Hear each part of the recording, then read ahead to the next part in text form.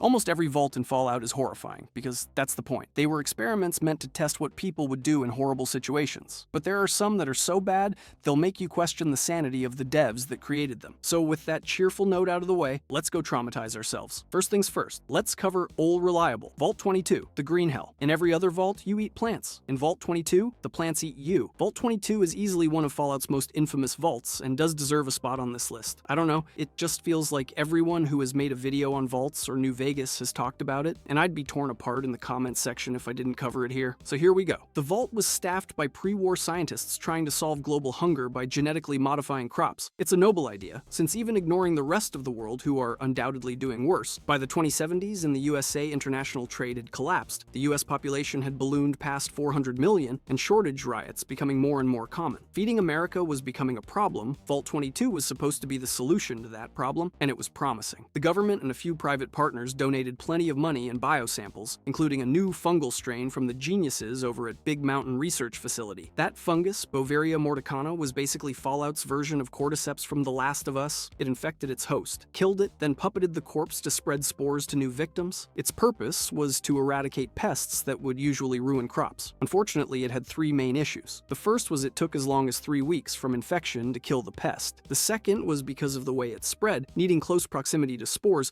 it didn't work with any animals that weren't social and spent time around others. And third, it could infect people, and that was the true experiment of Vault 22. Big Mountain, in collaboration with Vault-Tec, wanted to see what would happen in a sealed environment with a recycled air system and a few hundred test subjects. The infection spread fast. Vault dwellers started getting chills, fevers, and a hacking cough, caused by the fungus coating the lungs. The fungus sunk deep into the body, enough to force it to violently reject any antifungal treatments. Eventually, organs shut down and people died. And then we get to the bad part, because then people got back up again, as spore carriers, who would attack any uninfected. By 2296, the Vault was in chaos with an airborne plague and literal zombies. The last scientists planned to flood the lowest level with gas and ignite it, going literal scorched earth to try and burn out the infection. But the spore carriers somehow sensed the gas and swarmed the team before they could trigger the blast. By 2096, barely 20 years after the Great War, Vault 22 was lost. The survivors fled north, leaving the door open behind them. The plants grew unchecked, covering the vault and the surrounding area in lush greenery. A stark, horrifying contrast to the surrounding Mojave Desert. Thankfully, the spores aren't seemingly able to spread in the open air, but anyone foolish enough to go inside never comes back. The vault green exterior lures explorers in, and the spore carriers make sure they stay forever. And the story doesn't even end there. The handful of survivors who escaped fled into Zion National Park. Hardened by what they'd seen, they became isolationist, violent, and worse, still infected. Some died of the disease. Others died when a certain very angry army veteran went open season on them after they ate the locals to survive. Their bodies eventually rose again and retreated into Zion's caves, where the fungus could grow undisturbed. As for the last survivors of Vault 22 that fled once again out of Zion,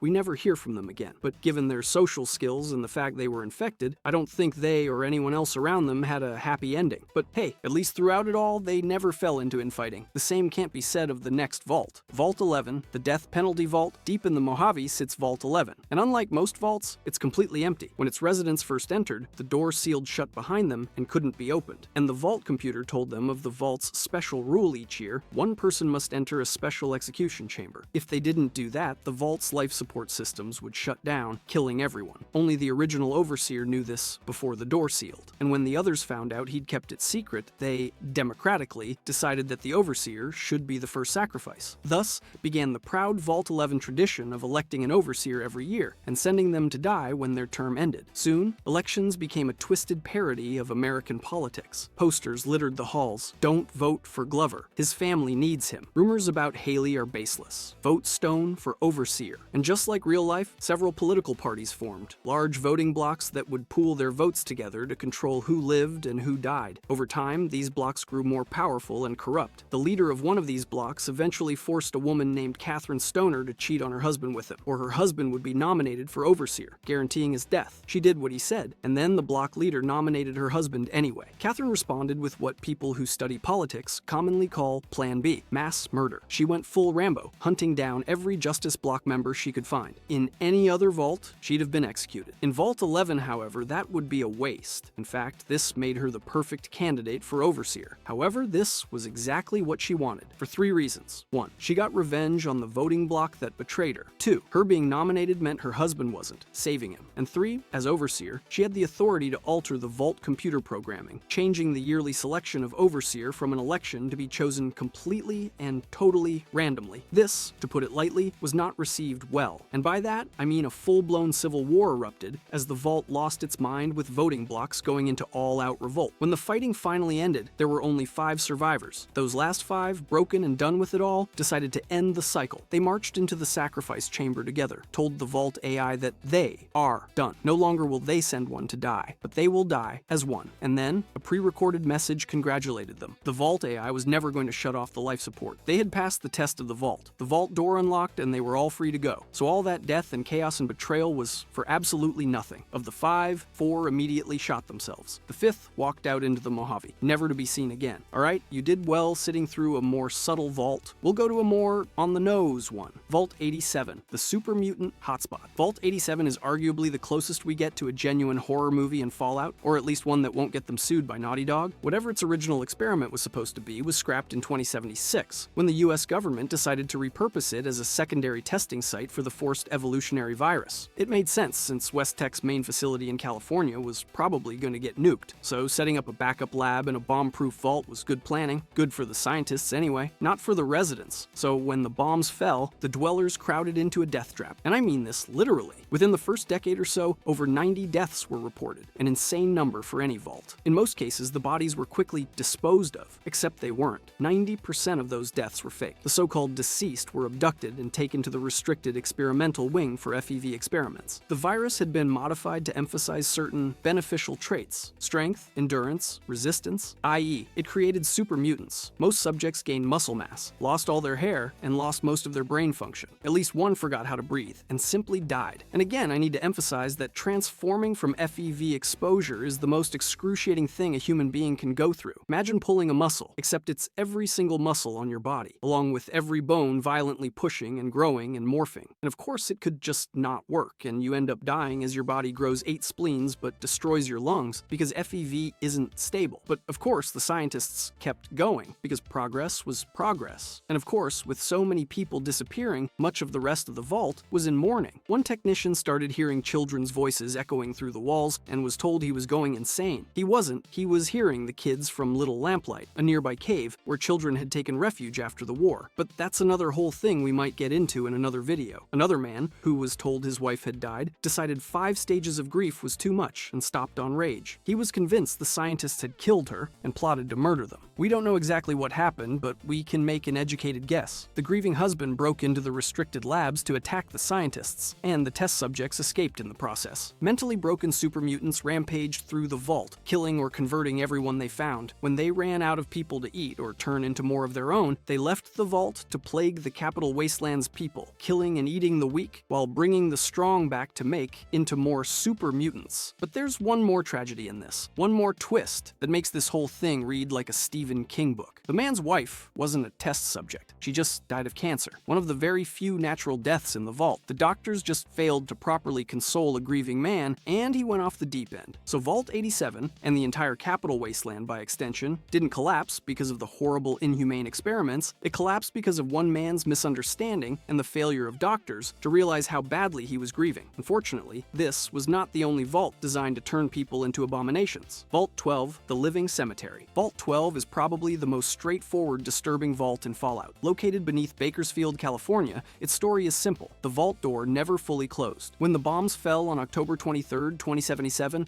every other vault in America sealed tight, except this one. The residents entered, the door didn't close completely, and soon word spread that the vault was still open. Crowds from nearby forced their way in, cramming themselves into the vault for safety. In hindsight, it would probably have been better if they stayed outside and died. Because the jammed door wasn't a malfunction, it was intentional. The vault itself was designed to keep its inhabitants safe from raiders, famine, and any other potential factors. Except one. By keeping the door open, it guaranteed radiation could leak in. Because the experiment of this vault was to study the effects of radiation poisoning. Now, players often forget what radiation poisoning actually means. In the newer games, it's just a simple red bar pressing down on your health bar, to the point you could die from a stubbed toe. Or in Fallout 3 in New Vegas, a minor stat penalty that you can fix with a dose of Radaway. In reality, radiation doesn't just hurt you, it breaks you. It tears through the body on a cellular level, shifting atoms and shredding DNA in every cell cell it touches. If your body is a temple, radiation isn't damaging the building, it's replacing the bricks with mud, which causes that temple, like your body, to fall apart. And while most illnesses cause symptoms because your body is fighting back, radiation sickness is the opposite. The symptoms, vomiting, bleeding, burns, organ failure, are signs your body is literally falling apart. Your cells stop dividing properly, your tissues stop healing, and everything that keeps you alive begins to disintegrate from the inside out. It's slow, it's messy, and it's agonizing. So imagine thousands of people huddled in a vault, thinking they'd escape death, only to spend days, weeks, or months suffering to the point they would have welcomed it. And the worst part is, some didn't even get that, because some survived. Their skin peeled away, their hair fell out, and they began rotting, but somehow they kept walking. They became ghouls, and being a ghoul is arguably worse than dying, your body rotting in slow motion, and most regular people treat you horribly, if not outright shoot you on sight, and you get to watch other ghouls go feral, knowing that one day you'll join them. The ferals don't attack you, of course, because they see you as one of them, since if you live long enough, you will be. A great thought at the back of every ghoul's mind. And whether Vault-Tec expected that outcome is anyone's guess, but the result was the same. Vault 12 became the single largest source of ghouls in all of California, if not the entire western USA. Bakersfield became Necropolis, the city of the dead. After it was destroyed by the Master's army, its survivors fled south and founded Dayglow, one of the founding cities of the NCR. So technically,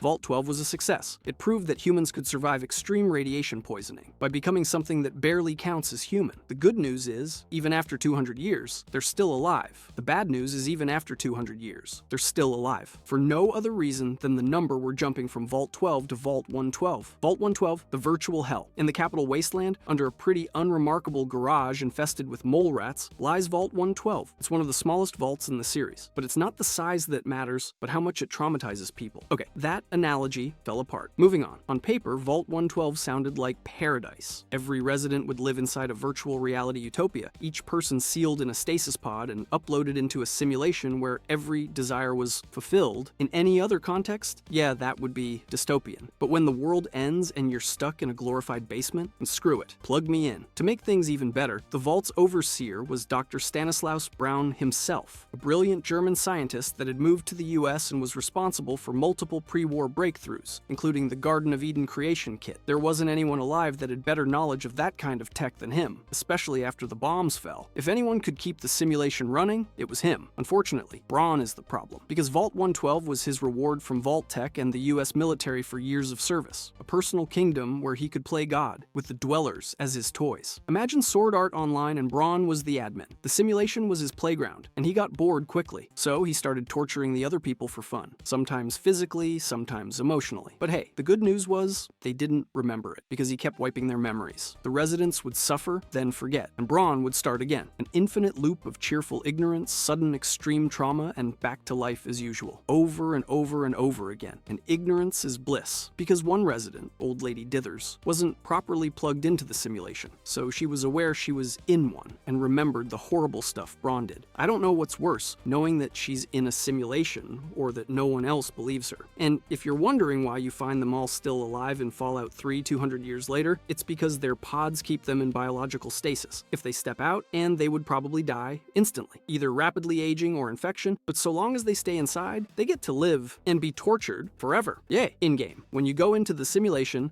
you get two options. Play along with Braun's twisted games until he's satisfied and lets you go. Hack the system and kill everyone but Braun, freeing the Vaulters from purgatory while trapping Braun in a new one, since he's stuck in his simulation alone forever now. You know a vault's disturbing when the good ending is just killing the residents. And speaking of killing residents, Vault 75, the eugenics vault. So the disturbing thing about Vault 75 is, well, eugenics. Yeah, just eugenics. I don't really have a fun way to sugarcoat that one. Vault 75 sits beneath Malden Middle School in the Commonwealth and offered discounted spots to students and their families. When they arrived after the bombs fell, the parents were separated for processing. They were never seen again. The children were then told that the Uptop land, or what we call the wasteland, was a dangerous place, and that they must be trained to survive it when they become an adult. trained, meaning a lifetime of brutal physical and mental testing until they turned 18, when they'd supposedly graduate and head to the surface to rebuild society. Of course, that was a lie. Vault 75's real purpose was to create genetically superior super soldiers. The Vault's scientists ran endless evaluations to identify exceptional genes: strength, intelligence, agility, anything that could be replicated. Also, one of the main supporters of this project was none other than Dr. Stanislaus Braun, the same German scientist from Vault 112. Some things never change. Anyway, when each child turned 18, they faced three possible fates. The physically gifted were harvested, their organs and DNA used to clone the next batch of better babies. The highly intelligent were recruited to replace the scientists and continue the experiment. Everyone else went to the incinerator. Except there's one tiny problem with this experiment. Well, besides, eugenics. Because like most people who love eugenics, Vault-Tec had absolutely no idea how genetics actually works. Eugenics, in theory, is just selective breeding, letting only certain members of a species reproduce to make more desirable traits. That's how we ended up with pugs, greyhounds, and basically every dog that can't breathe properly. But there isn't a 1-1 gene for everything. There's no single smart or strong gene you can just isolate. A mother with a six-pack doesn't give to a baby with a six-pack, and a rocket scientist's kid can still eat glue. However, while this experiment was eventually doomed to fail, the people inside decided to speed it up. Exact details are sparse, but here's the image I pieced together. A newly recruited junior scientist started asking why the Vault never contacted its graduates on the surface. When his superiors brushed him off, he thought that was sus. So did some digging and uncovered the truth. He then secretly smuggled weapons to the kids he was supposed to supervise. And those kids, who'd spent their whole lives training to fight, used those weapons to overthrow the scientists in a violent revolt and escape. And as messed up as it is, this is one of the few Vault stories that ends with something close to a happy ending. A single compassionate scientist rejected indoctrination and instead worked with his peers to fight against a common enemy. So maybe,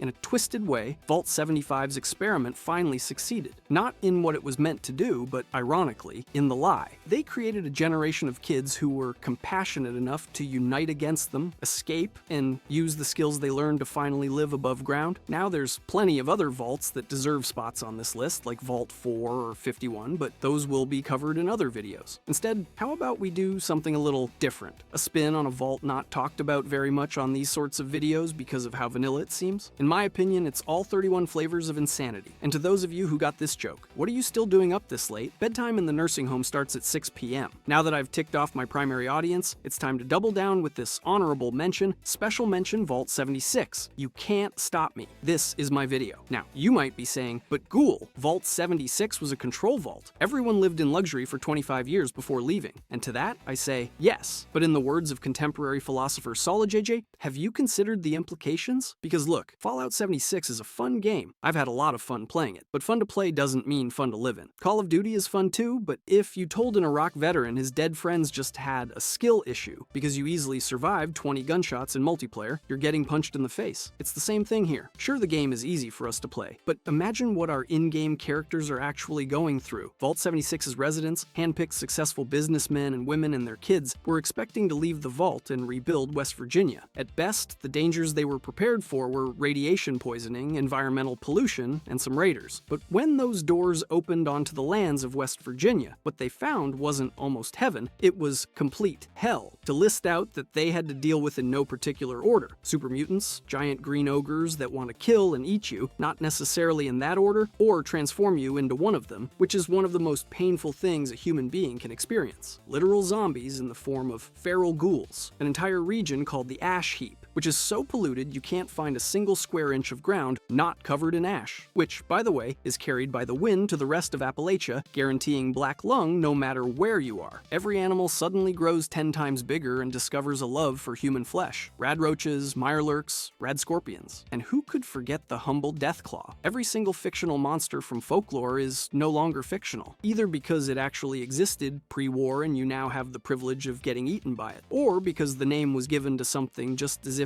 not more horrifying that was created after the war. We got the Wendigo, the Blue Devil, Chupacabra, and every flavor of Mothman you can think of. Aliens that abduct people to mutate into more monsters just to dump them back to Earth to terrorize the population. A whole new wonderful list of mutated diseases you catch just by standing in a puddle. The vast majority of robots in a region going full Skynet and murdering everything on sight. And, of course, bats the size of commercial airplanes that infect you with a plague that causes your skin to burn and grow green crystals while you slowly lose your mind to a hive mind. And yes, you feel everything. Welcome home, Vault Dweller. Country roads, take me the hell out of here. And even if you survive all that, what's the reward? You get to live another day in hell. But ghoul, you say, we are rebuilding West Virginia. And to that, dear Strawman, I say, did you? Appalachia is never mentioned again in any later Fallout game. Not once. Yes, that's mostly because 76 came out most recently. But until it's mentioned in a future game, I'm counting a mission as canon. Fight me. All your victories, curing the Scorched Plague, saving Appalachia from disaster after disaster, building literal cities from scratch, none of it mattered. Even in Fallout 3 when you go to the pit, a stone's throw from the game area of Fallout 76, and where you actually go in Fallout 76, there's no mention of the Vault 76 dwellers anywhere, which means one thing: everything you built became dust, and every sacrifice you made was erased by time. The only thing worse than failing to achieve greatness is achieving it and being completely forgotten. And personally, that's at least disturbing to me. And that's it, we're done. If you enjoyed this video and want to see every Vault experiment explained, click the video on screen now.